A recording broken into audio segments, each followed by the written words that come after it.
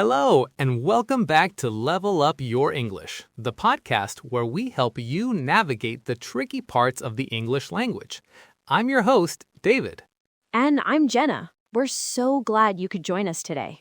Today, we're tackling a topic that is absolutely fundamental, something you'll use every single day: how to introduce yourself. That's right. It sounds simple, but a good introduction can make a huge difference. It's all about that first impression. Whether you're at a party, a business meeting, or your first day of class, knowing how to introduce yourself confidently is a real superpower. A superpower. I like that. And the secret is that there isn't just one way to do it. The way you introduce yourself changes depending on the situation. Exactly. So today, we're going to break it down. We'll cover casual introductions, professional introductions, and even some special tricky situations. We'll give you the key phrases and confidence you need. Ready to level up, Jenna? Let's do it. So let's start with the most common type, the casual introduction. Okay, imagine this. You're at a friend's birthday party or a barbecue. You see a small group of people talking and you want to join the conversation. This is a low-pressure, friendly environment. Right, so you don't need to be super formal. The goal here is just to be friendly and open. The simplest way to start is with a smile and a simple, "Hi, I'm David." Perfect. Simple is best. You can also use, "Hey, I'm Jenna," or "Hello, my name's Jenna." They all work. After they tell you their name, you'll want to say something like, "Nice to meet you," or "It's great to meet you." But the conversation can't stop there. That's the part where learners sometimes get stuck. The key is to ask a follow-up question.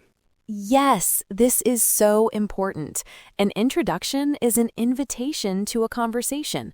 You need to show you're interested in the other person. You can ask a question based on the context. So at a friend's party, you could ask, "So, how do you know Sarah?" That's a great one. It immediately creates a connection. Or you could ask something more general, like, "So, what do you do?" Or if you're in a university setting, "What are you studying?" Totally. Let's try a quick role play. You and I are at our friend Mark's barbecue. I see you getting a drink, and I'll come over and introduce myself. Sounds good. I'm ready. Hi, I don't think we've met. I'm Jenna. Hey, Jenna. I'm David. It's great to meet you. You too. This is a great party. So how you know Mark? Oh, Mark and I used to work together a few years ago. We've been friends ever since. What about you? I know him from our hiking club. We go hiking in the mountains most weekends. Oh, that's awesome. I've always wanted to get into hiking. And scene. See how easy that was? Yeah, it flows naturally. You started with a simple intro, asked a relevant question, and I answered and then returned the question. Now we have something to talk about. Hiking, our old jobs, our friend Mark. Right. The key points for casual introductions are keep it simple and friendly, say nice to meet you, ask an open-ended question, and listen to their answer. That's the perfect summary. But of course, we aren't always at barbecues. Sometimes the situation is a bit more serious. Let's talk about professional introductions. This could be at a job interview, a networking event, or your first day at a new company. The stakes feel a little higher here. You want to sound confident, competent, and professional. Definitely. So some of the language changes. For starters, you'll almost always use your full name. "Hello, I'm David Miller." Good point. And instead of nice to meet you, a more formal option is it's a pleasure to meet you, or it's very nice to meet you. It just elevates the language slightly. It does. Another key physical component is the handshake. In many Western business cultures, a firm, confident handshake is expected. You want it to be firm but not bone-crushing. Make eye contact and smile. Right. A weak handshake can signal a lack of confidence, fairly or unfairly. It's a small detail that makes a big impact. Now, in a professional setting, the follow-up is also different.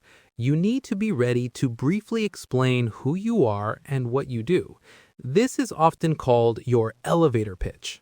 Ah, the classic elevator pitch.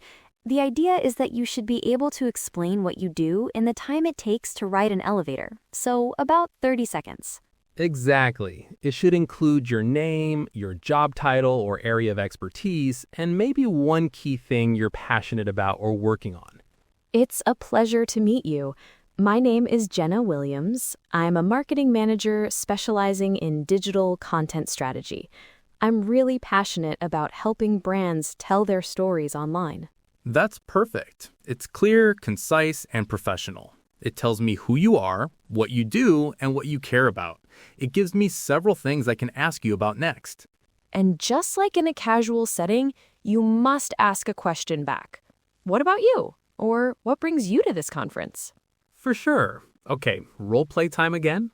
Let's say we're at a professional conference for podcasters. We meet near the coffee station. Hello, this is a great event, isn't it? I'm Jenna Williams. It's fantastic. It's a pleasure to meet you, Jenna. I'm David Miller. A pleasure to meet you too, David. So what brings you to the conference? I'm a freelance audio producer, and I specialize in narrative storytelling podcasts. I'm here to learn more about the latest editing software and hopefully connect with some new creators. What about you? That's fascinating. I'm a marketing manager for a podcast network. I'm mainly here for the sessions on audience growth. Your work sounds really interesting. What kind of narrative podcasts do you produce? And scene. You can feel the difference, right? The tone is more formal, the content of our introductions is career-focused, and we're setting the stage for a professional connection. Definitely. And don't forget the nonverbal cues. Even though this is a podcast, we can't stress enough the importance of good posture, making eye contact, and offering a genuine smile. It all signals confidence and approachability. Great advice. So for professional settings, use your full name, use more formal phrases like, "It's a pleasure to meet you." Have your short elevator pitch ready, and pay attention to your body language. Okay, we've covered introducing ourselves in casual and professional situations. But what about when you're with someone else? How do you introduce two people to each other? An excellent question. Playing the role of connector is a great social skill to have. There's a simple formula for this that works well. The general rule is to say the name of the person you want to show more respect to first. For example, if you're introducing a friend to your boss, you would say, "Miss Smith, I'd like you to meet my friend Tom." Right. And after you make the initial introduction, don't just stand there in silence. Add a little piece of information to help them start a conversation. Yes, that's the pro move. So you could say, "Miss Smith, I'd like you to meet my friend Tom. Tom is a graphic designer and he created the logo for that project I was telling you about." Then you turn to Tom and say, "Tom, this is Ms. Smith, my manager." Exactly. Now they have a topic to discuss. You've made it easy for them. It's a very helpful and socially aware thing to do. Okay, now for the most feared situation of all. David, what do you do when you forget someone's name? Oh, the worst. My heart rate just went up thinking about it. But listen, it happens to absolutely everyone. The most important thing is not to panic or try to fake it. I agree. Honesty is the best policy. Just be humble and direct. You can smile and say, "I'm so sorry, I've completely blanked on your name. Could you remind me?" Perfect. Or, "My mind has gone completely blank. I apologize." People are usually very understanding because it's happened to them too. It's much less awkward than avoiding the person or calling them buddy for an hour. For sure. So just be honest, apologize quickly, and move on. Don't make a big deal out of it. What about some common mistakes English learners might make when introducing themselves? I think one of the biggest is the one we've mentioned a few times, not asking a question back. The conversation becomes a one-way street, and it can feel like an interview.